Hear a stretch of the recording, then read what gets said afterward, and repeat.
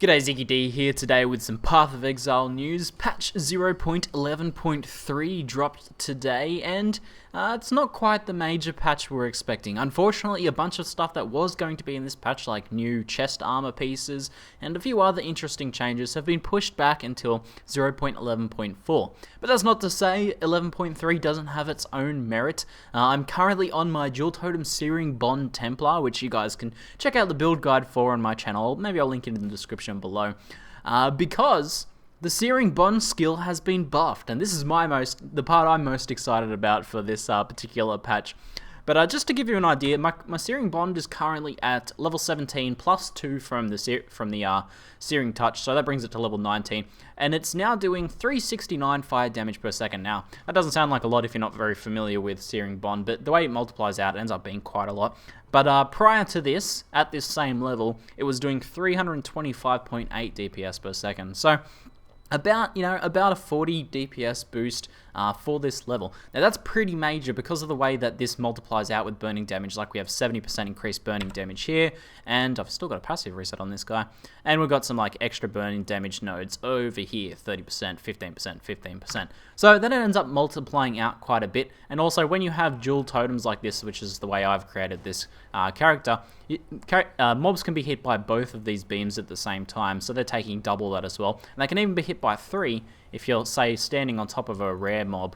They can be hit by all 3 there, so they take quite a bit of damage now. Now, in addition to that, it's also had just a mechanics buff where mobs will more easily be hit around the edges of this totem. Now, I did a bit of testing with this, and it seems like they can basically stand a little bit further away than what they were before. Occasionally, only some melee attackers of totems that were on the other side of the Searing Bond totem, so standing here attacking the totem, would be hit. But now it seems to be hitting a lot more consistency, so that's pretty good, because a lot of the time with this character, I'll be entering a room, say there's a doorway here, and I can throw my totems in there ahead of me, and they'll kill mobs all around them now. So that's a pretty good buff. Now, on top of that, Incinerate also had a buff. It now progresses through the damage stages faster and does more damage at the later stages. So that alone is a pretty huge buff to Incinerate, and it's already been a moderately popular skill. Now, on top of that, and this is the major one, the mana cost for Incinerate has been reduced at higher skill levels. So this means it's now much more possible, hopefully. I haven't seen too much testing on it yet. It might take a little while to find this out. It should be much more possible now to actually use Incinerate on your character and have it linked with a few things, because prior to this, pretty much the only time Incinerate has been used by most people has been on totems, simply because the mana cost was so exorbitantly high. So hopefully that should alleviate that. We've seen 2 skills that have been a little bit underused, buffed. Hopefully now more people will be interested in Searing Bond. I'm a pretty big fan of the skill. As the developer said recently, it was already a map viable skill, and I can attest to that. I have been mapping on this character a bit. My gear's a bit underwhelming, as you can see, by only 2.7k life, and a measly, puny amount of armor. I really need to upgrade the gear on this particular character, but that said, I was still able to sort of progress with maps carefully, and Searing Bond, pretty significant damages, especially when you start working in things like dual curse. So I've got the elemental weakness and flammability curse going there, so pretty good stuff, and hopefully Incinerate follows suit and those two become a bit more viable and a bit more effective to use. So that's pretty exciting. It's nice having a character that just gets buffed from a change like this, so I'm keen to give this guy a little bit of a try today. So next up, probably the other major change of this patch is we now have chat channels. So, for example, now if I just join global chat, I'll automatically be put in a channel. Might be channel 1, might be channel 2, might be channel 3. Same thing with trade chat. I automatically got put in trade chat 9 there. So it's automatically dividing people up. However, this means you can now go /trade space 55 and join trade chat 55, or probably more likely, let's say you have a group of friends you want to have a private chat with. Private chat channels will be something that will be implemented in the future, like guild chats and things like that. The devs have said they want to implement that sort of thing.